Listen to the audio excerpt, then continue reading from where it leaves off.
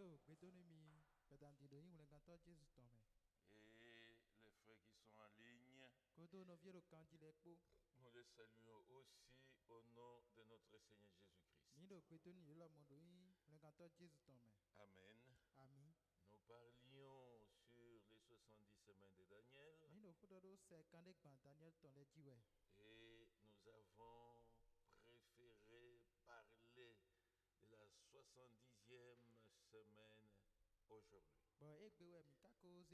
nous avons préféré parler de la 70e semaine aujourd'hui. Lèvons-nous pour la lecture de la parole. Nous sommes dans Daniel chapitre 9. Nous lisons le verset 24. 70 semaines ont été fixées sur ton peuple et sur ta ville sainte. Amen. Vous pouvez vous asseoir. Verset 25. Sache-le donc et comprends. Depuis le moment où la parole a annoncé que Jérusalem sera rebâtie jusqu'à loin, au conducteur, il y a 7 semaines et 62 semaines, les places et les fossés seront rétablis, mais en des temps fâcheux. Après les 62 semaines, un roi sera retranché et il n'aura pas de successeur. Le peuple d'un chef qui viendra détruira la ville et les sanctuaires, et sa fin arrivera comme par une inondation. Et il est arrêté que les dévastations dureront jusqu'au terme de la guerre. Verset 27. Il fera une solide alliance avec plusieurs. Pour une semaine et durant la moitié de la semaine, il fera cesser les sacrifices et l'offrande. Les dévastateurs commettra les choses les plus abominables jusqu'à ce que la ruine et ce qui a été résolu fondent sur les dévastateurs.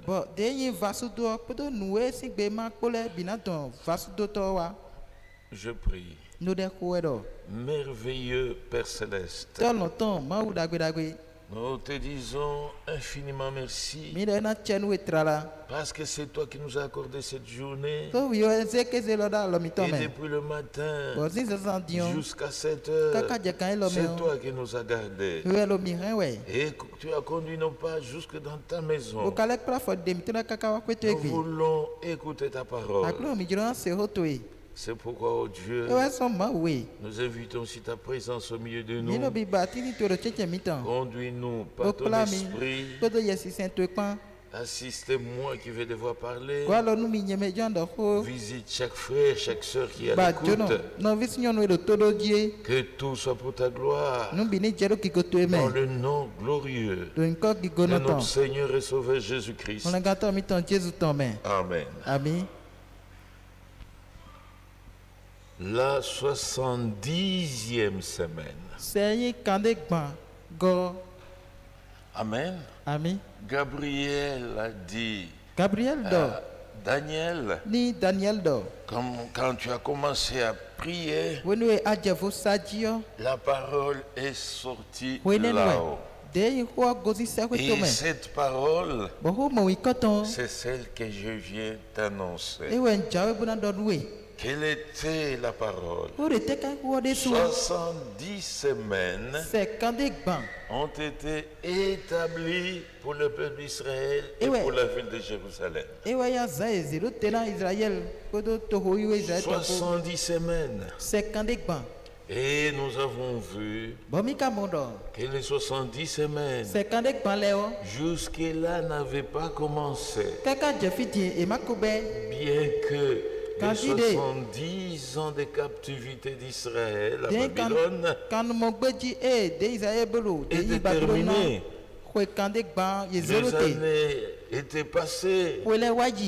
Et même le temple de Jérusalem était reconstruit par Zorobabel et les autres. Mais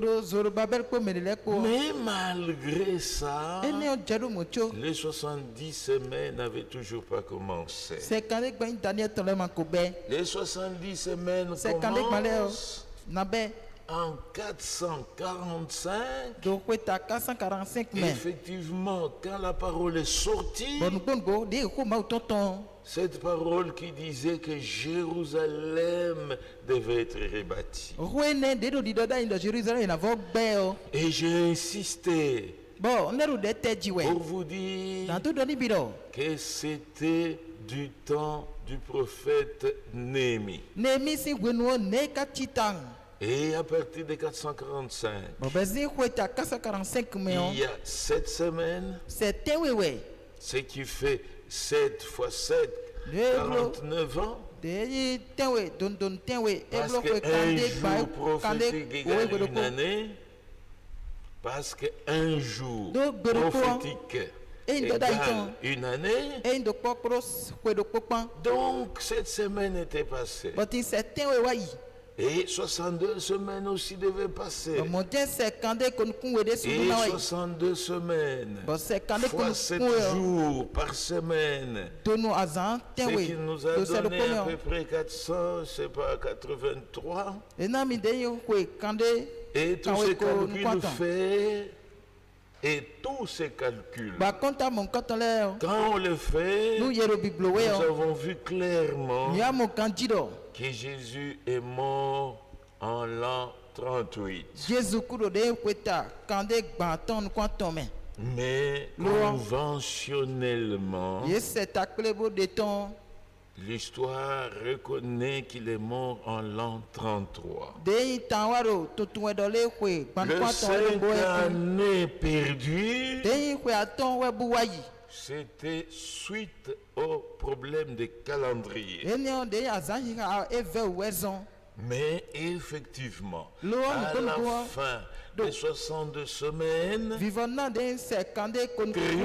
est retranché. Et nous avons vu aussi que quand Israël rejette son Messie,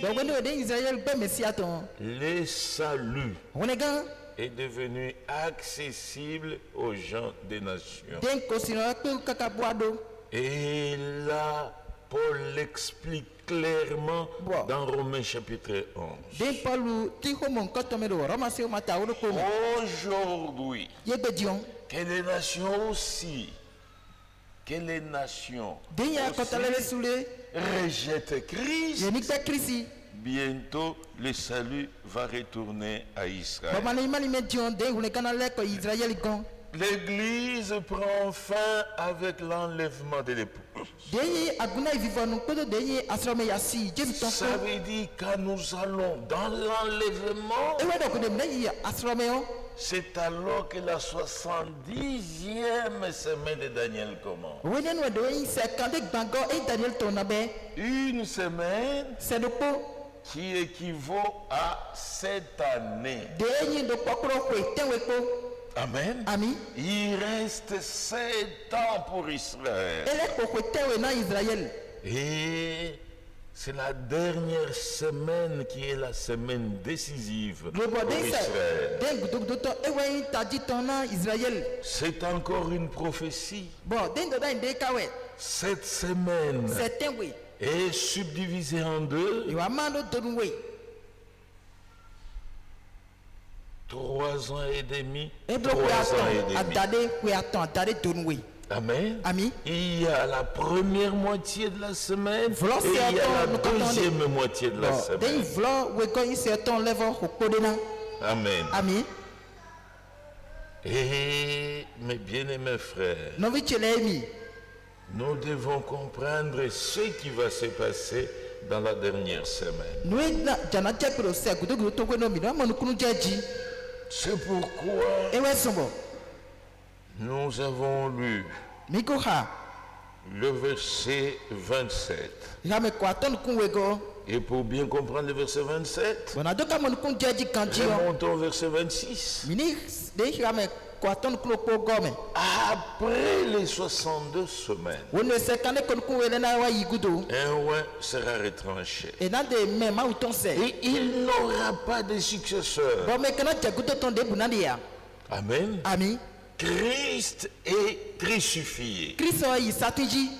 Et il n'a pas de successeur. Et quand Christ est crucifié, en l'an 33, la suite du verset, le peuple d'un chef qui viendra détruira la ville et le sanctuaire.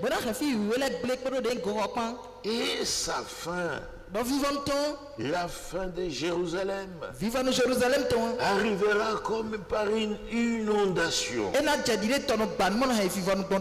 Amen. Christ rejette son Messie. Il le crucifie. Alléluia. En l'an 70, en l'an 70, un peuple est venu. C'était les Romains. Retenez ça. C'était Rome qui était monté jusqu'à Jérusalem sous la conduite du général Titus. Et ce peuple romain a détruit la ville de Jérusalem.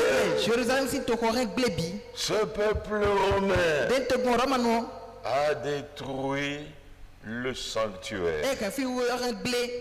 Amen. Nous sommes déjà sous l'empire romain. Alléluia. Et dans la statue de Nabuchodonosor, c'était le royaume des jambes qui continue jusqu'aux pieds. Les jambes étaient en fer, les pieds en partie de fer, en partie d'argile. Amen. C'est ce dernier empire, ce dernier royaume. Et je le dis clairement. Ce royaume de Rome. Amen. C'était d'abord l'empire romain de Jules César. Et de tous ces rois romains. Alléluia. Après, c'est devenu la Rome papale. Où vous voyez le fer et l'argile ensemble. Le fer, quelque chose de très dur, mêlé avec l'argile, quelque chose de très faible. Donc avec la Rome papale, c'est un royaume en partie fort, en partie faible. Sur le plan politique, alléluia, c'est un royaume très fort. C'est un royaume qui dirige presque le monde entier. Mais du point de vue religieux, c'est un royaume qui paraît très faible. Alléluia. Frères et sœurs, et c'est ce royaume dont il est question au verset 27. Il fera une solide alliance avec plusieurs. Rome va faire des alliances avec plusieurs. Et ces alliances-là, pour une une semaine. Donc la dernière semaine de Daniel, c'est une semaine des alliances.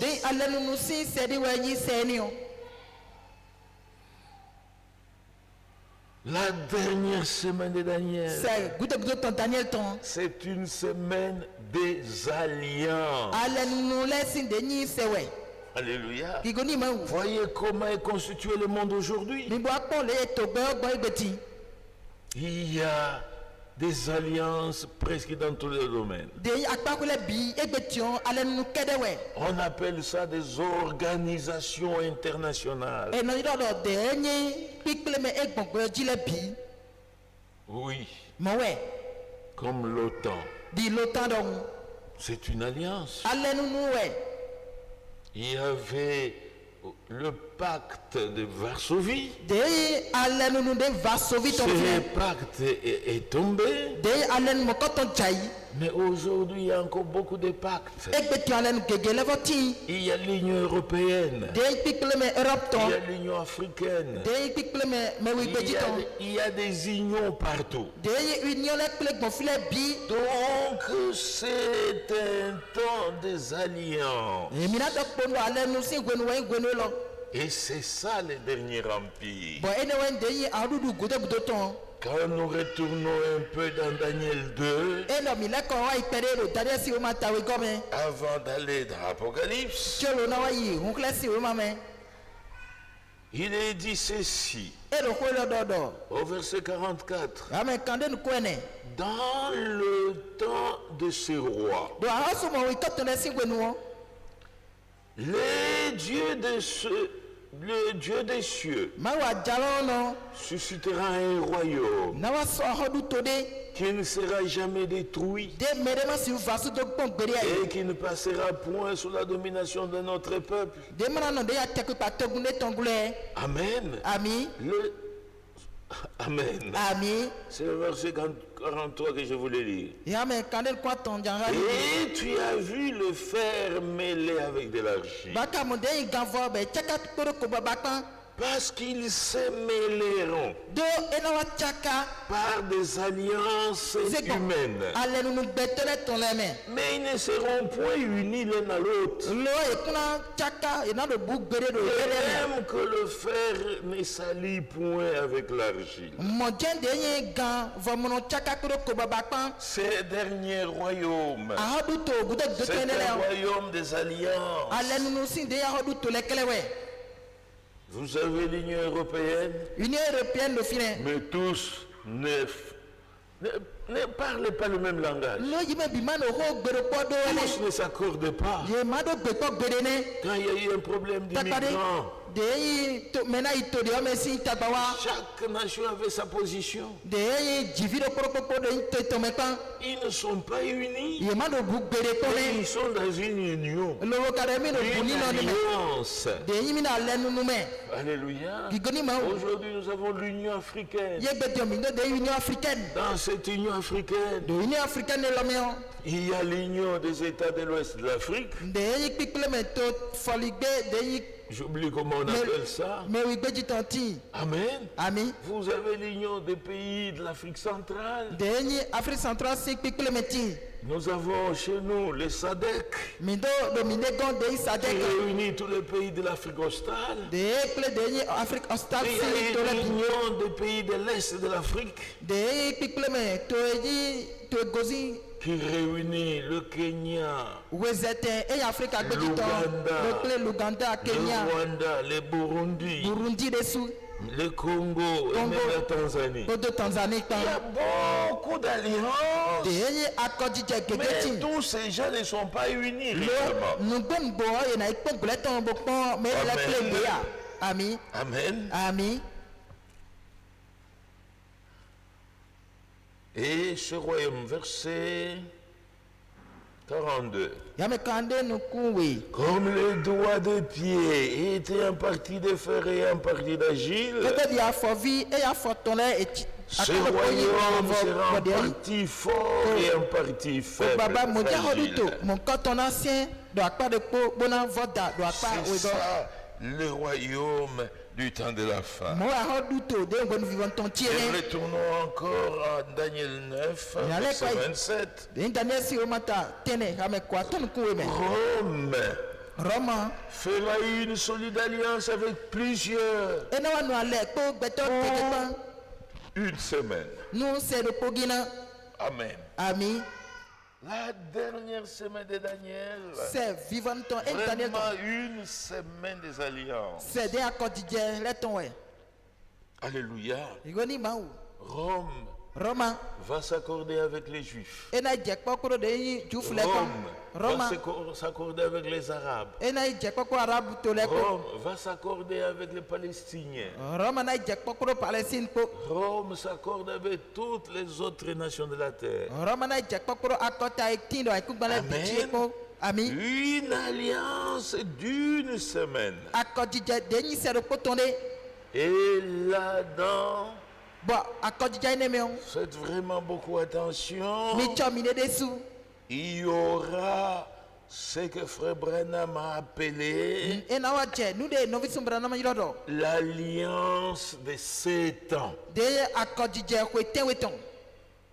Amen. Amen. Il faut que Rome s'accorde avec tous. Et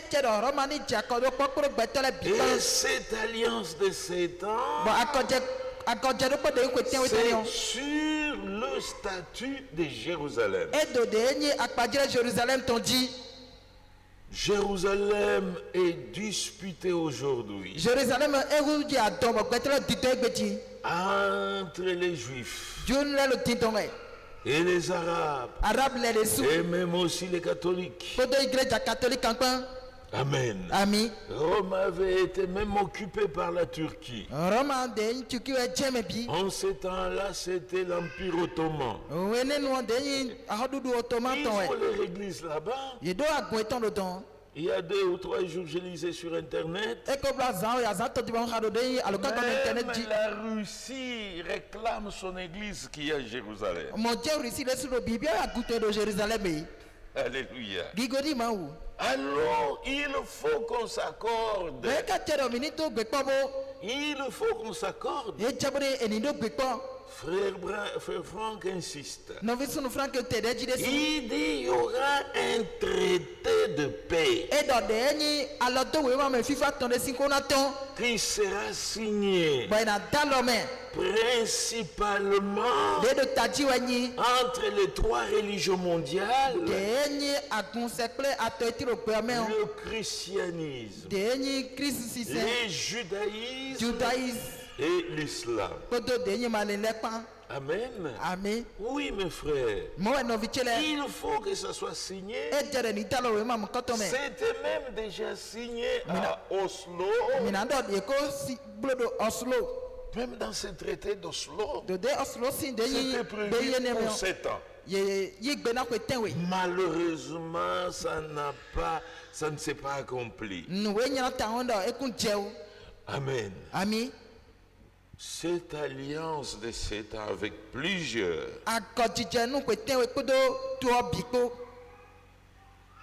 sera brisée au milieu de la semaine. Et au milieu de la semaine, Rome fera cesser les sacrifices et l'offrande. Rome, l'envahisseur, commettra les choses les plus abominables jusqu'à ce que la ruine et ce qui a été résolu fonde sur le dévastateur. Alléluia. Rome, le dernier empire, va commettre beaucoup de choses abominables. Et Rome sera détruite. Amen. Amen. Là, c'est le prophète Daniel. Allons maintenant dans Apocalypse. Apocalypse. Chapitre 13. Du verset 1er au verset 4. Puis j'ai vu monter de la mer une bête qui avait 10 cornes et 7 têtes, et sur ses cornes 10 diadèmes, et sur ses têtes des noms de blasphèmes. La bête que j'ai vue était semblable à un léopard. Ce pied était semblable à ceux des nousses. Sa gueule comme une gueule de lion. Amen. Dans Daniel 7, là c'est Daniel qui a eu des visions. Il avait vu les 4 animaux. Le premier semblable au lion. Le deuxième semblable à un ours. Le troisième semblable à un léopard. Et le 4e animal, on dit seulement un animal terrible. Oui. Amen. Ces royaumes-là sont passés depuis l'an 30 avant Jésus-Christ jusqu'à ce jour. C'est le royaume de Rome. Et c'est cette bête qui monte de la mer. Amen. Semblable au lion, semblable à l'os, semblable au léopard. Ça veut dire toutes les caractéristiques qu'il y avait dans les 3 premiers royaumes. Toutes ces caractéristiques se retrouvent dans ce 4e royaume. Là-dedans, vous voyez quelque chose qui ressemblait au lion. Là-dedans, vous voyez quelque chose qui ressemble à l'ours. Et vous voyez aussi des choses qui ressemblent au léopard. Et la Bible dit, le dragon, Satan, le diable, lui donna sa puissance. Donc ce 4e royaume a la puissance de Satan. Ce n'est pas étonnant si vous êtes vraiment informé.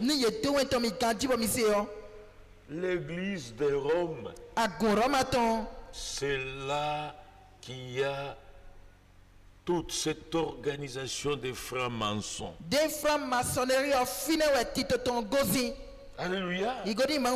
Et cette franc-maçonnerie regroupe beaucoup de rois de la terre. Cette franc-maçonnerie regroupe tous les milliardaires de ce monde. Avec toute la richesse mondiale sur cette terre, il n'y aurait pas eu une seule misère. Mais quand c'est entre les mains des sataniques, voyez les guerres, voyez la famine, voyez les maladies, et même des épidémies créées de toutes pièces. Amen. C'est la puissance de Satan. C'est l'autorité de Satan et même le trône de Satan. Dans l'âge de Pergame, la Bible dit, je sais où tu es, là est le trône de Satan. Alléluia. Le trône de Dieu ou la présence de Dieu serait à Jérusalem. C'est ça la ville de Dieu. Mais Rome, c'est la ville de Satan. C'est difficile à entendre. C'est difficile à digérer. C'est ça la réalité. Alléluia. Verset 3. Donc cette bête avait cette tête. Ce sont les 7 pays qui ont fondé l'Union européenne. Comme j'expliquais à un frère hier, comment a commencé l'Union européenne? Avant, il y avait ce qu'on appelait les Benelux. Benelux. 3 pays. B. La Belgique. N. Les Néderlandes. Aux Pays-Bas. Et Lux. C'était le Luxembourg. Donc la Belgique. Le Pays-Bas. Et le Luxembourg avaient fait une union économique. C'était les Benelux. Alors Rome en avait profité pour fonder l'Union européenne. Et là, il y a 7 pays principaux. D'abord le 3, la Belgique. Le Pays-Bas, le Luxembourg, la France s'est ajoutée, l'Allemagne, il y a l'Italie, et il y a l'Espagne, le Portugal, Amen. Ce sont ces pays-là qui ont fondé l'Union européenne. Cette tête, l'une de ces 7 têtes était grièvement blessée. Cette tête, c'était l'Allemagne qui avait d'abord reçu le coup de l'épée de la parole.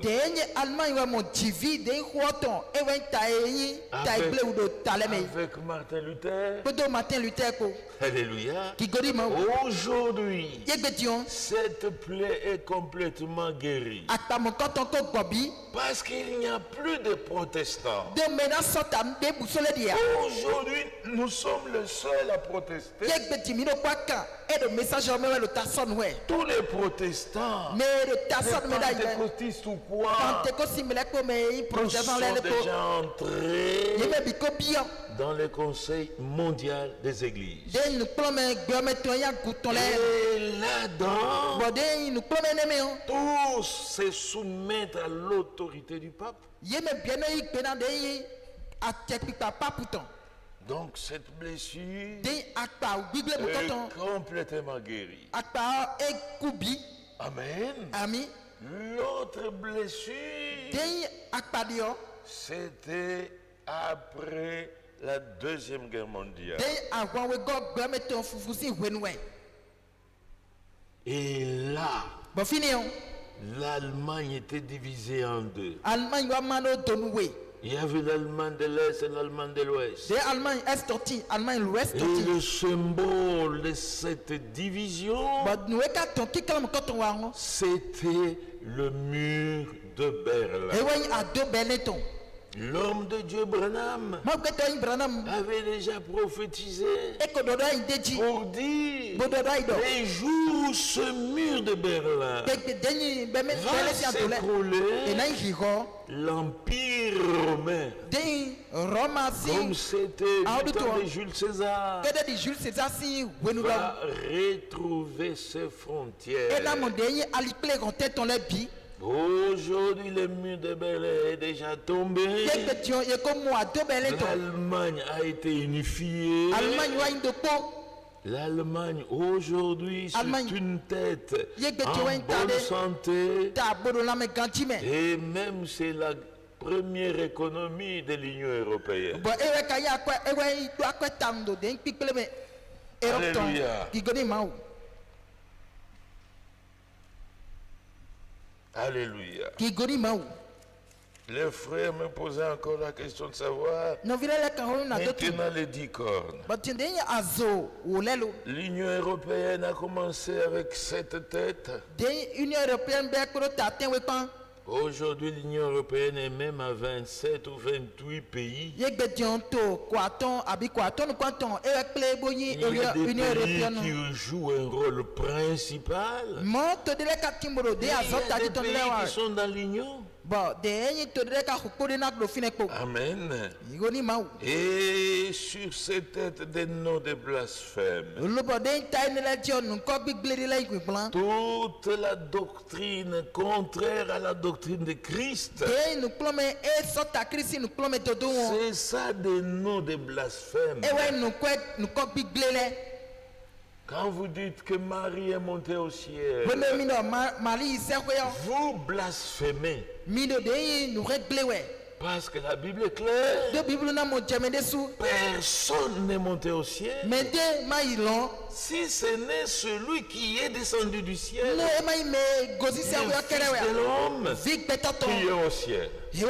Donc, jusqu'à ce jour, au ciel, il n'y a que Jésus-Christ seul. Tous les saints vont dans le paradis. C'est là qu'ils attendent les restes des rachetés.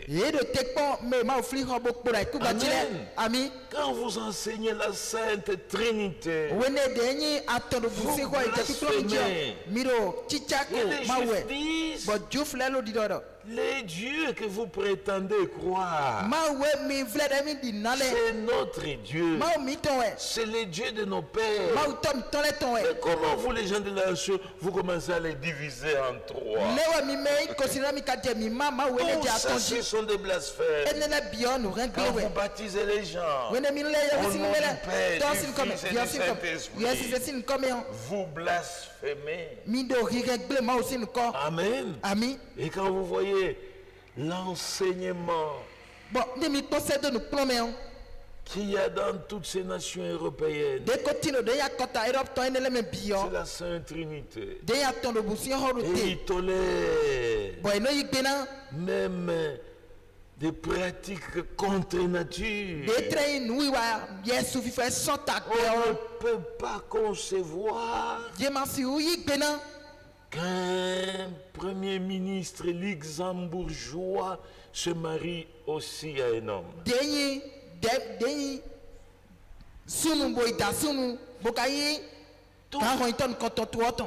Un grand dirigeant est dans un mariage homosexuel.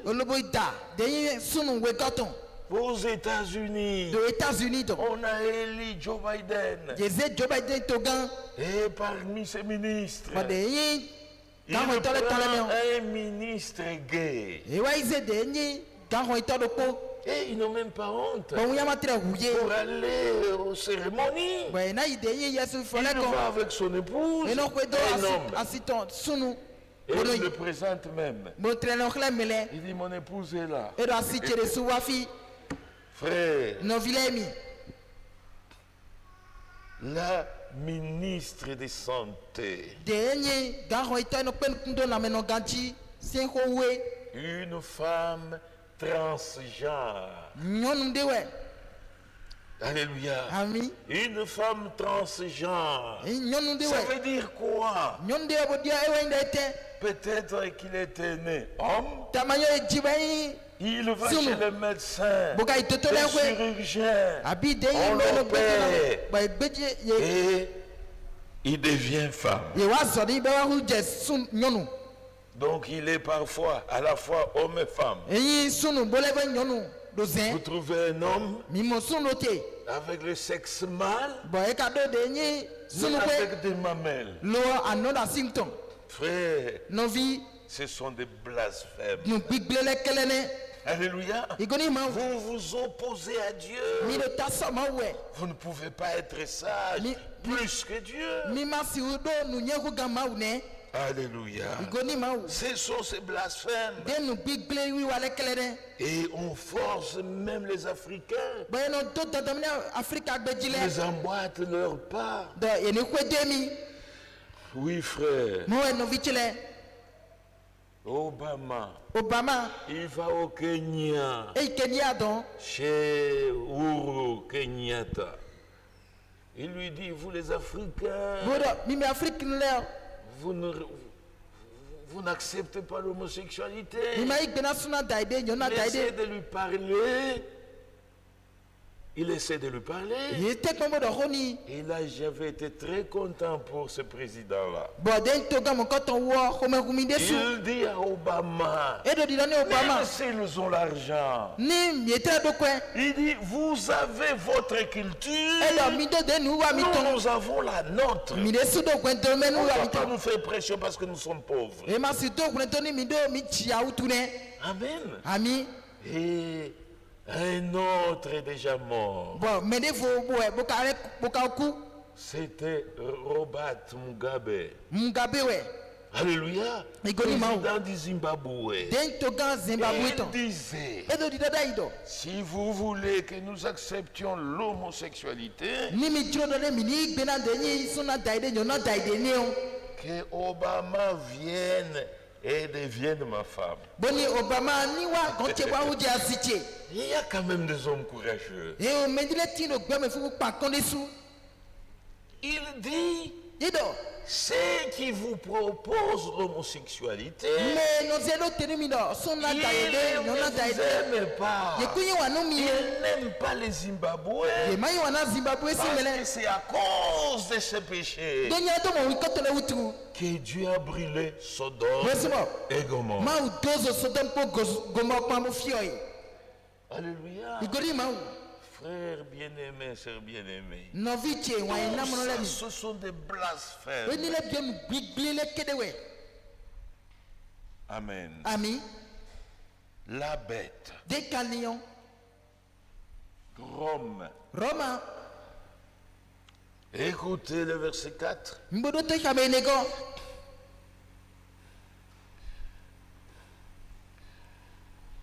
Terminons bien d'abord le verset 3. Et j'ai vu l'une de ses têtes comme blessée à mort.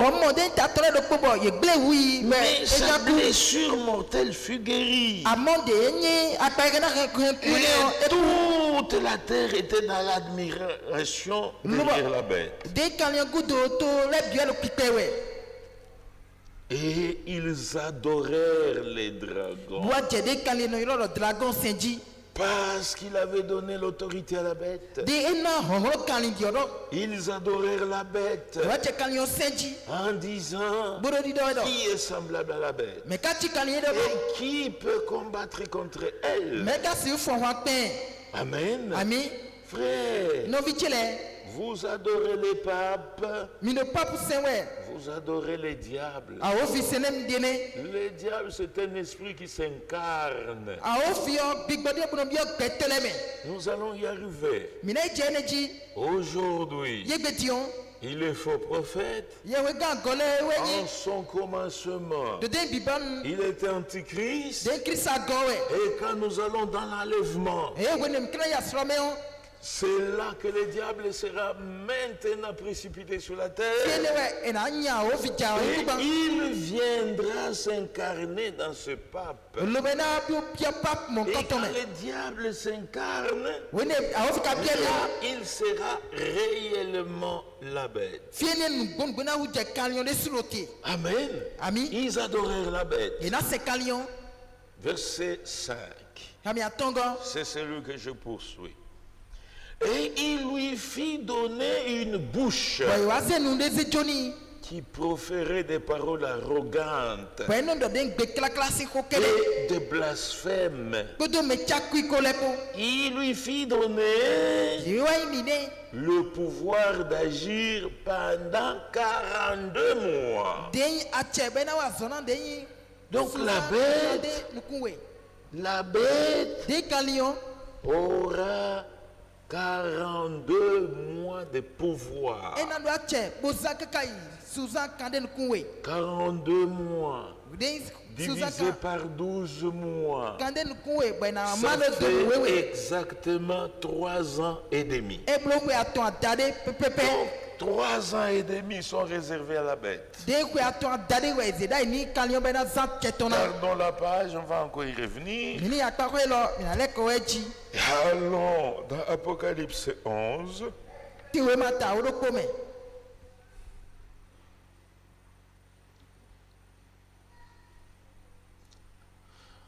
Verset 2 d'abord. Mais le parvis extérieur, commençons au verset 1 pour que vous compreniez bien. On me donna un roseau semblable à une verge, en disant, lève-toi, mesure le temple de Dieu, l'autel et ceux qui y adorent. Amen. Ce temple qui sera bientôt rebâti. Les Juifs l'appellent le 3e temple. Et l'ange dit à Jean, il dit mesure. Mais le parvis extérieur du temple, laisse-le en dehors. Ne le mesure pas, car il a été donné aux nations.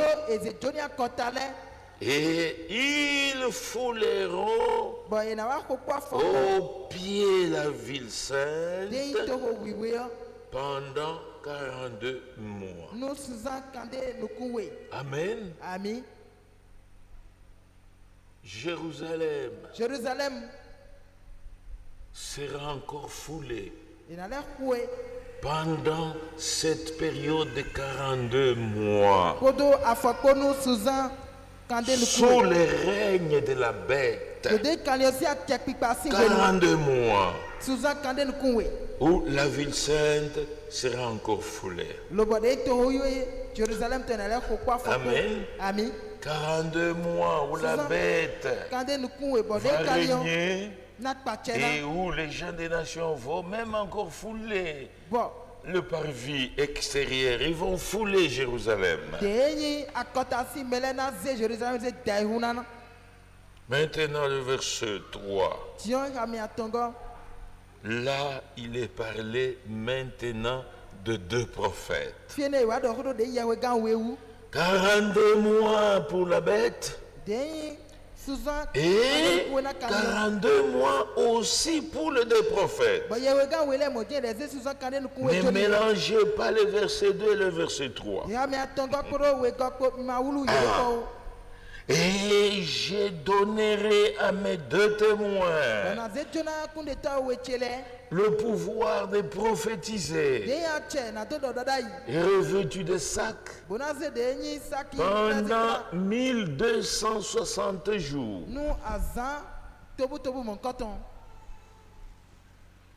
1260 jours. Amen. Les 2 prophètes ou les 2 témoins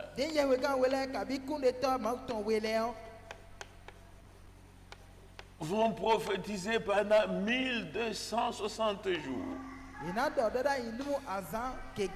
Et un mois compte 30 jours. Et quand vous divisez 12, ça fait 4. 6, ça fait 2, ça sera 42 mois. ça fera 42 mois. Et les 42 mois, si vous les divisez par 12 mois, ça vous fait exactement 3 ans et demi. 3 ans et demi, où la bête va régner. Et il y a 3 ans et demi, où ce sont les 2 prophètes qui auront tout pouvoir sur la terre. Alléluia. Ouvrez vos yeux. Verset 4.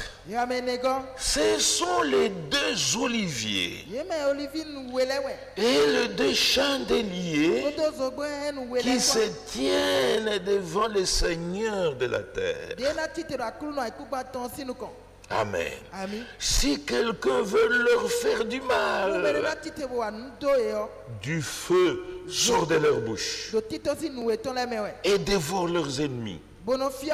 Si quelqu'un veut faire du mal, il faut qu'il soit tué de cette manière.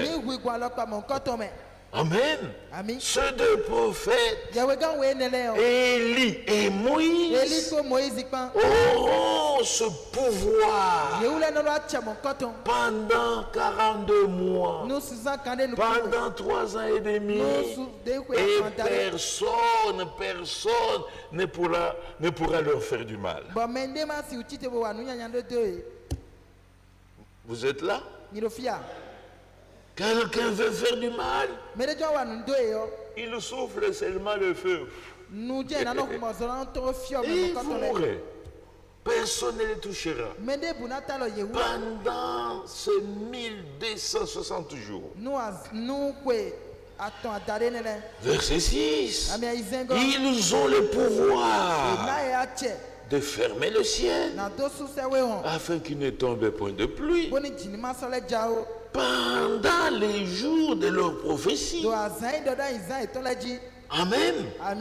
Pendant les 3 ans et demi de leur prophétie, ils ont ce pouvoir de fermer la pluie. C'est pourquoi l'un d'eux est nommé Élie. Pourquoi Élie? Parce que c'est Élie qui avait fermé la pluie du temps du roi Akab. Alléluia. Ils ont ces pouvoirs. Amen. Ils ont le pouvoir de changer les eaux en sang. Et qui avait changé les eaux en sang? C'était Moïse en Égypte. Alléluia. Parfois vous pouvez vous poser la question, pourquoi ces 2 prophètes on les nomme Élie et Moïse? C'est sur base de leurs actions. Alléluia.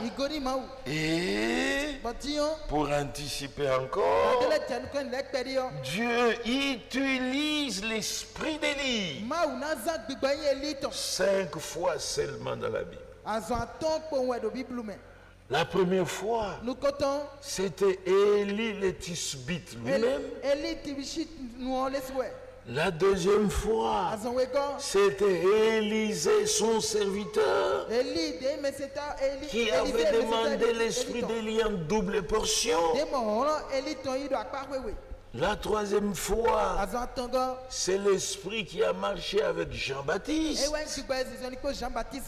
La quatrième fois, c'est l'esprit qui a marché avec Frère Branham. Alléluia. Et la dernière fois, c'est dans Apocalypse 11 où nous sommes en train de lire. Mais l'esprit de Moïse, Dieu l'utilise 2 fois. En Égypte et dans Apocalypse 11. Alléluia. Ils ont le pouvoir d'échanger les eaux en sang et de frapper la terre de toute espèce de plaie chaque fois qu'ils le voudront. Donc en Égypte, ce n'était pas seulement le sang. Moïse avait créé même les mouches. Alléluia. Moïse, un jour, il a décidé. Et le camp d'Israël était éclairé par le soleil. Et pendant 3 nuits, l'Égypte en entièreté était dans les ténèbres. Beaucoup de fléaux. Il a appelé les poux. Alléluia. C'était un grand fléau. Il avait appelé même les grenouilles. Donc ils ont beaucoup de fléaux avec lesquels ils pourront frapper la terre. C'est pourquoi le monde entier sera tourmenté par ces 2 prophètes. Amen. Et qui étaient en train d'adorer la bête. Mais quand ces 2 prophètes arrivent, c'est fini. Verset 7. Quand ils auront achevé leur témoignage, achevé leur prophétie, la bête, Rome, qui monte de l'abîme, leur fera la guerre, le vaincra et les tuera. Amen. Rome va monter et va tuer les 2 prophètes. Leurs cadavres seront sur la place de la grande ville, qui est appelée, dans un sens spirituel, Sodome et Égypte. Et là même où leur Seigneur a été crucifié. Et quand Rome tue les 2 prophètes, on ne va pas enterrer leur corps. On va les garder comme ça au soleil 3 jours. Mais au 3e jour, l'esprit de vie va entrer dans les 2 prophètes. Et quand ils vont bouger, le monde entier va trembler. Amen. Parce que, frère, même quand il y a conflit entre Israël et Palestiniens, le monde entier ne comprend rien. Il n'y a que nous qui comprenons le plan de Dieu qui donnons raison à Israël. Mais le monde entier condamne Israël. Aujourd'hui dans ce monde, il n'y a aucune nation qui soutient Israël. Alléluia. À part les États-Unis. Tous les autres, c'est dans l'hypocrisie. Frères, sœurs, alors, tout ce que Rome donne comme plan, quand maintenant ça échoue à cause de ces 2 prophètes, quand on les tue, le monde entier sera dans la joie, sera dans la fête. Ils vont même s'envoyer des cadeaux. Parce que ces gens ont troublé les gens de la terre. Je crois que c'est meilleur qu'on lise seulement. Verset 10. À cause d'eux, les habitants de la terre se réjouiront et seront dans l'allégresse. Ils s'enverront des présents les uns aux autres. Ils vont s'envoyer même des cadeaux. Parce que ces 2 prophètes ont tourmenté les habitants de la terre. Après les 3 jours et demi, un esprit de vie venant de Dieu entrant en eux, et ils se tinrent sur leurs pieds. Une grande crainte s'empara de ceux qui les voyaient. Amen. Le monde entier va le voir. Quand j'ai cru ce message, alléluia, il n'y avait pas encore de télévision. Les premières télévisions qui sont à Paris, c'était noir et blanc. Et c'est pas tout le monde qui pouvait avoir ça. Et quand j'ai cru, chaque fois que je lisais cette écriture, il dit tous les habitants de la terre verront. Ils verront comment faire la parole de Dieu. Quand elle se manifeste, c'est ça la bonne interprétation. Plus nous avançons, plus la technologie aussi avance. Aujourd'hui, où que vous soyez, vous pouvez suivre tous les événements qui se passent dans le monde. Aujourd'hui, vous pouvez même suivre votre télévision sur votre téléphone. Donc les habitants de la terre verront ces deux prophètes. Leur cadavre est laissé au soleil. Mais quand l'esprit de vie entre en eux et qu'ils bougent, tous vont commencer à trembler. Ils se sont envoyés des cadeaux, ils ont organisé des fêtes parce que les deux prophètes sont morts. Oui. Écoutez, le verset 12.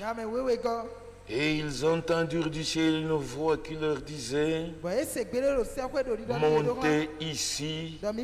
Et ils montèrent au ciel dans la nuée, et leurs ennemis les virent. Amen. Ils ressuscitent. Ils se tiennent debout et le monde entier verra ces images.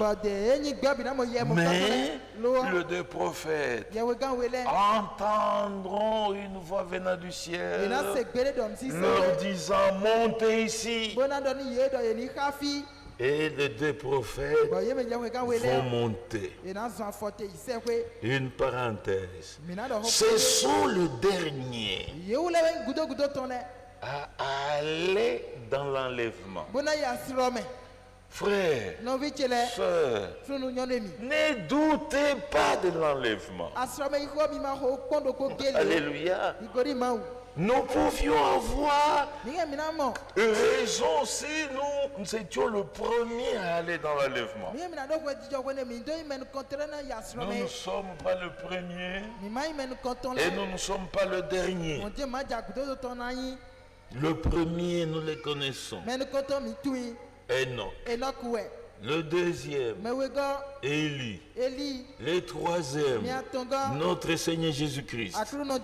En même temps, avec tous les saints de l'Ancien Testament qui étaient ressuscités avec lui. Amen. Les saints de l'Ancien Testament, c'est déjà le 4e enlèvement. Et l'enlèvement que nous attendons, nous, c'est le 5e. Après que nous soyons enlevés, le 6e et dernier enlèvement concernera les deux prophètes. Ils vont monter, nous rejoindre au ciel. Et là, je donne encore une précision. Nulle part il est dit que les 144 000 juifs seront aussi enlevés. Non. Non, non et non. Parce que c'est ce qu'enseignent les témoins de Jéhovah. Parce que c'est ce qu'enseignent les témoins de Jéhovah. Alléluia. Et ils vont monter. Et frère Branham dit, dans les sceaux, c'est quand ces deux prophètes seront en train de monter qu'ils vont déclencher le 6e sceau. Ils vont déclencher le sceau de la grande tribulation. Vous êtes avec moi? Ah, c'est pourquoi au verset 14 il est dit, prenons le verset 13. Reprenons le verset 12 et continuons. Et ils entendirent du ciel une voix qui leur disait, montez ici. Et ils montèrent au ciel dans la nuée. Et leurs ennemis les virent. Amen. Tous les habitants de la terre verront. Rome verra. Alléluia. À cette heure-là, il y eut un grand tremblement de terre. Quand il monte, il y a un grand tremblement de terre. La 10e partie de la ville tomba. 7000 hommes furent tués dans ce tremblement de terre. Et les autres furent effrayés et donnèrent gloire au Dieu du ciel. Amen. Le second malheur est passé. Voici le troisième malheur vient bientôt. Il monte. Et derrière, un grand tremblement de terre. C'est là que commence la grande tribulation. Et la grande tribulation aussi prendra 3 ans et demi. Prendra 3 ans et demi.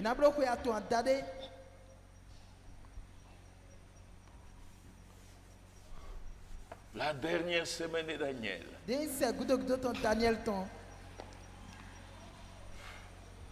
Vous avez là la dernière semaine. Subdivisée en 2. 3 ans et demi. 3 ans et demi. Alléluia. L'âge de la Odyssée vient de prendre fin. Ici, l'église est enlevée. Et juste presque après l'enlèvement. Voyez où je mets ce point. C'est là que Rome va faire une alliance avec plusieurs. L'alliance avec Israël pour escroquer l'argent des Juifs. Alléluia.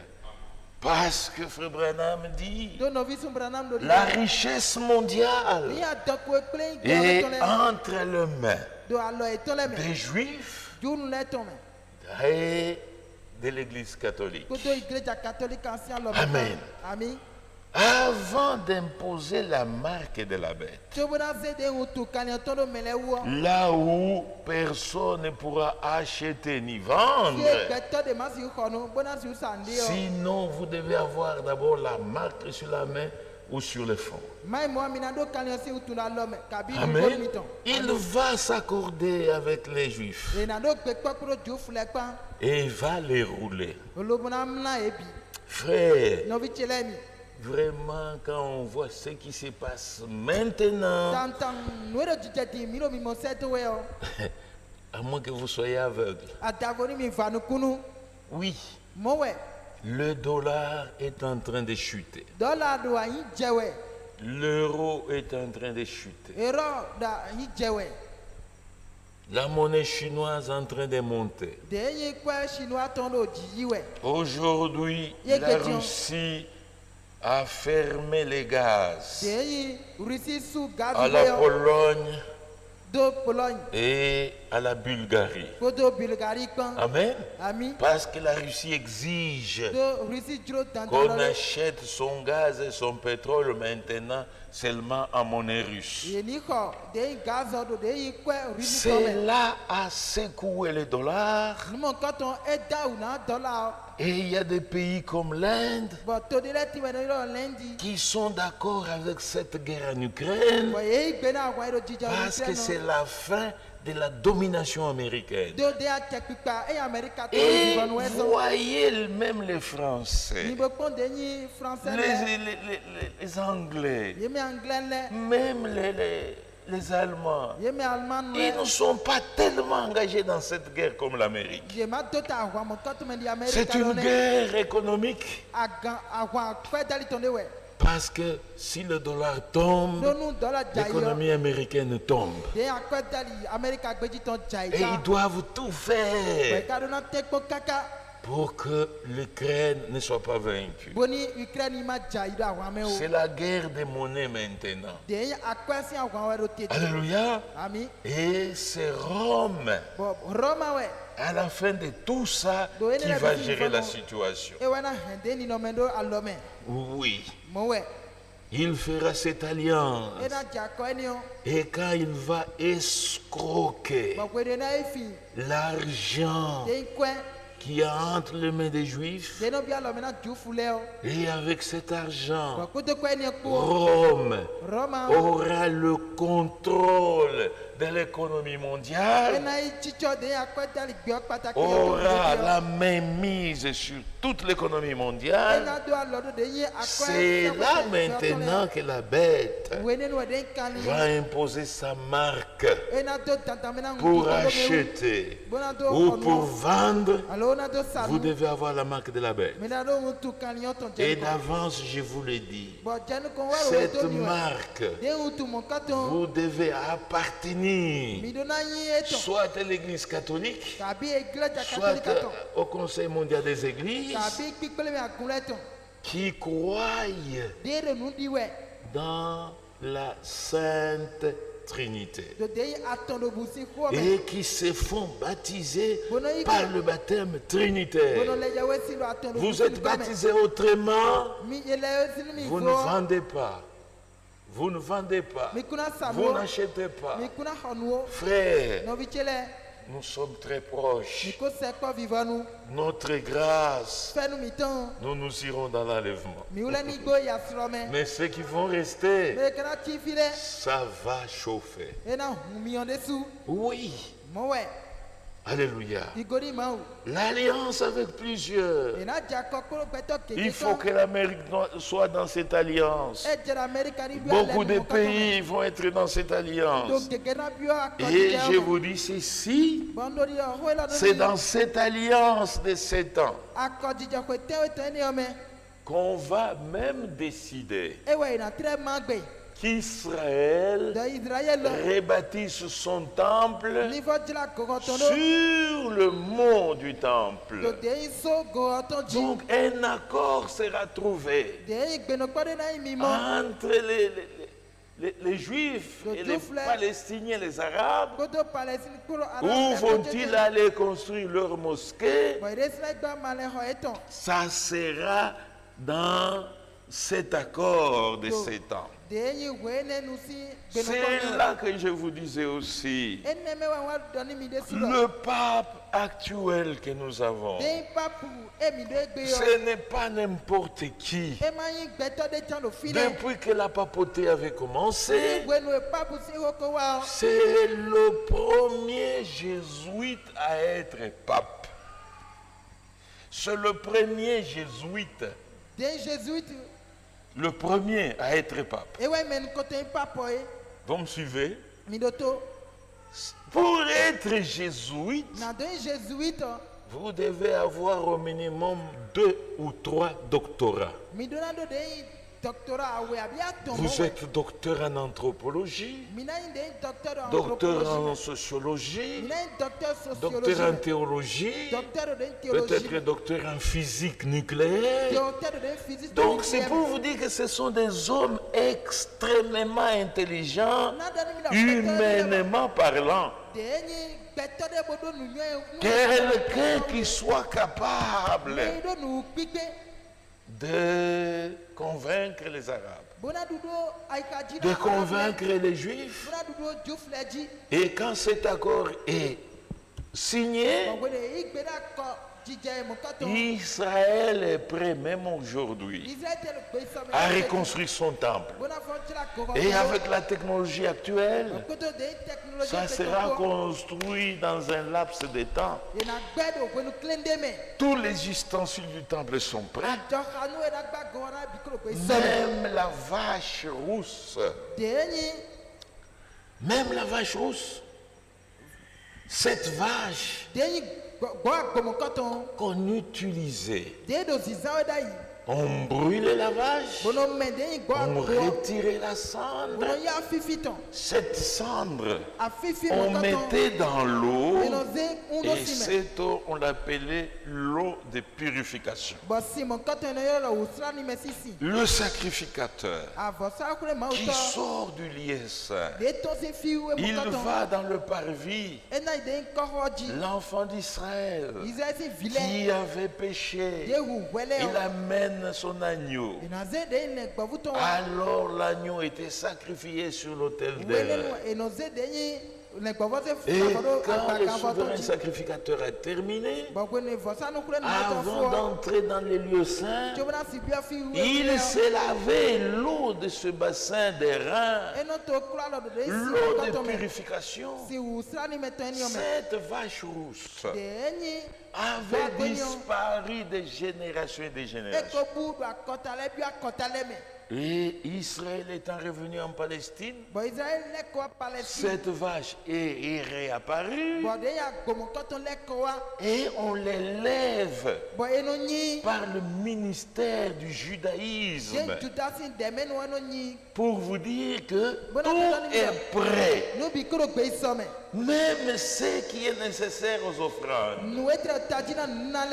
Frères et sœurs, Israël va reconstruire vite son temple. Il va restaurer l'adoration.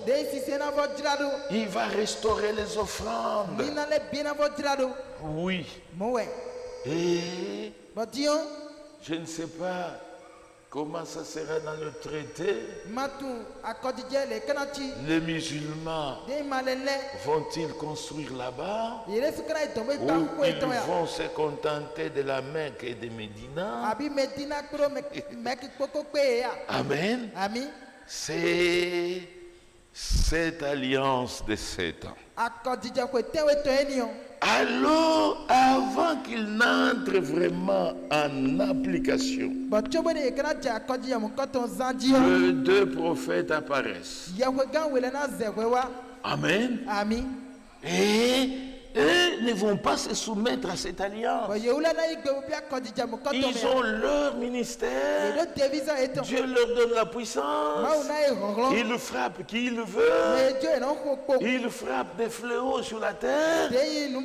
C'est pendant le temps, les 3 ans et demi de leur ministère, que les 144 000 Juifs sont appelés. Amen.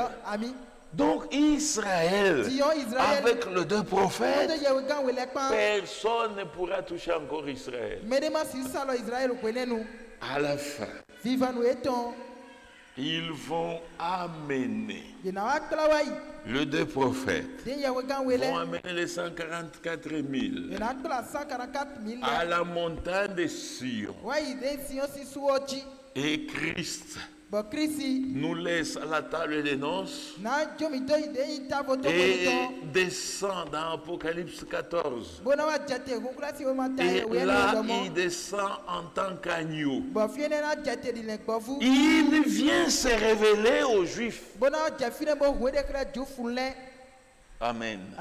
Il vient se révéler aux Juifs. Et Frère Branham dit, ça sera exactement comme Joseph en Égypte, quand on l'avait vendu esclave, sa mère Rachel était restée enceinte. Alléluia. Donc Benjamin est resté naître juste après que Joseph soit parti. Alléluia. Et Joseph va exiger qu'on amène Benjamin. Et le jour où on lui amène Benjamin, bien qu'il était marié à une Égyptienne,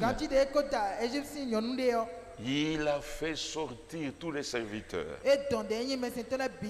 Il a fait sortir même son épouse, la mère d'Éphraïm et de Manassé. Il est resté seul avec ses frères. Et il a commencé à pleurer. Alors qu'il pleurait, ses frères étaient étonnés à voir un grand premier ministre en train de pleurer. Quand il se contient, il leur dit, mais reconnaissez-vous? Mais reconnaissez-vous? Non. C'est moi, Joseph. Et tous commençaient à trembler. Alléluia. Surtout leur aîné Ruben. Il a tremblé, pensant que Joseph pouvait peut-être maintenant les arrêter. Il dit non, ne vous effrayez pas. C'est Dieu qui avait permis. Si vous ne m'aviez pas vendu et que je ne suis pas venu en Égypte et que Dieu m'ait élevé au rang de premier ministre, aujourd'hui mon peuple allait périr.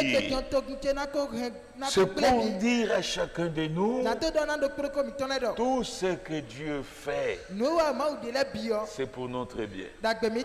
C'est pourquoi il est même écrit, tout concourt au bien de ceux qui aiment Dieu.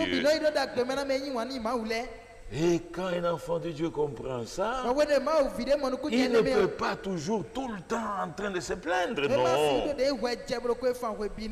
Nous devons même nous réjouir de nos souffrances. Que Dieu vous bénisse richement. Alors, quand il se révèle aux 144 000 sur la montagne de Sion, alors il y aura des cantiques là-bas qui seront même entendus dans la Jérusalem qui est là. Amen. Il remonte et en tant qu'agneau, il a achevé complètement la rédemption. Il a marché avec Israël. Israël l'a rejeté. Il a marché avec l'Église des Nations. L'Église des Nations est arrivée à son achèvement. Le salut est retourné à Israël. Maintenant, la rédemption est terminée. Alléluia. Alors, quand les deux prophètes et les 144 000 descendent de la montagne de Sion, avec tous ces cantiques de triomphe, c'est alors que Rome monte, tue les deux prophètes. Et quand il ressuscite et qu'il monte dans l'enlèvement, Rome va s'acharner maintenant sur les 144 000. Alors en ces temps-là, Christ descend encore, cette fois-là, dans Apocalypse 10, un pied sur la mer, un pied sur la terre. C'est au milieu de la semaine. Deux venues. Une venue pour se révéler aux 144 000 et une venue maintenant pour venir réclamer sa possession. Là, il n'est plus agneau. Là, il descend en tant que lion. Et il est le lion de la tribu de Juda. Et quand il crie, comme rougit les lions, c'est en ces temps-là que le s'étonner font entendre leur propre voix. L'église est déjà aux noces. C'est pourquoi aujourd'hui, frère, sans mâcher les mots, laissez tous ces gens s'embrouiller avec les tonnerres. Vous préparez-vous pour l'enlèvement. Alléluia. Laissez tes tonnerres. Faut entendre leur propre voix. Aujourd'hui, Christ n'est pas encore le lion. Il est encore agneau. Alléluia. Et nous verrons ça la semaine prochaine. Alors, sur la terre, c'est la grande tribulation. Les fléaux commencent. De l'autre côté, la bête règne. Alléluia, avec sa marque de la bête. Il y aura d'abord des trompettes de la colère de Dieu. Et quand la 6e trompette sonne, elle laisse la place aux 7 coupes de la colère de Dieu. Amen. C'est dans les fléaux ici. Plus Dieu frappe la terre, plus la bête blasphème. Amen. Il faut injurier Dieu de toutes les manières. Mais à la fin, c'est alors que le chemin de l'Armageddon s'ouvre. Le chemin de la 3e guerre mondiale. Et quand cette guerre mondiale éclate, à la fin de 3 ans et demi, Christ descend. Il vient combattre la guerre d'Armageddon. Et là, c'est dans Apocalypse 19.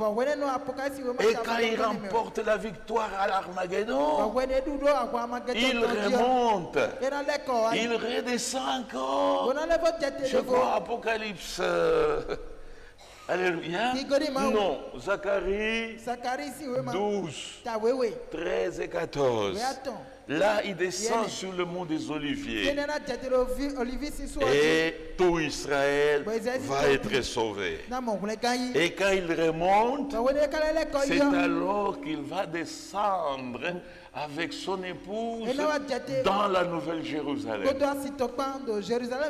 pour venir commencer le règne de 1000 ans.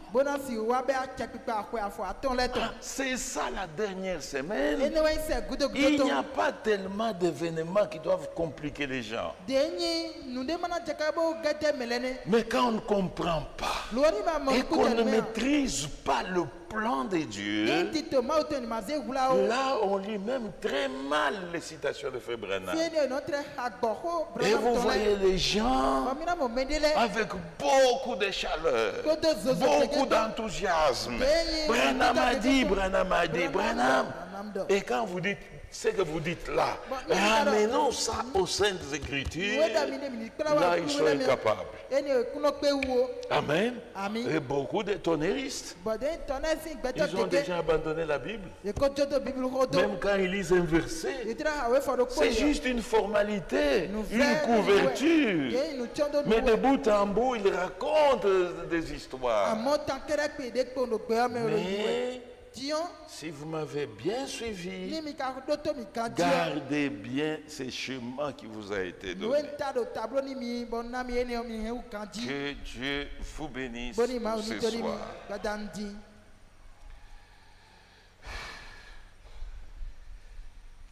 Inclinons nos têtes. Oh, gloire à toi, divin Sauveur, viens, nous t'attendons. Toi qui nous as si tant aimés, reviens, nous t'attendons. Reviens, Seigneur, reviens, Seigneur, vers tes enfants, nous t'attendons, le cœur brisé, le monde. touché à la fin, reviens, Seigneur Jésus, reviens, Seigneur, reviens, Seigneur, vers tes enfants, nous t'attendons, le cœur brisé, le monde a touché à sa fin, reviens, Seigneur Jésus. Bientôt tout est fini, Seigneur, reviens, nous t'attendons. Nous te louons, puissant vainqueur, reviens, nous t'attendons, reviens, Seigneur, reviens, Seigneur, vers tes enfants, nous te donnons le cœur brisé, le monde a touché à sa fin, reviens, Seigneur Jésus. Prions tous ensemble.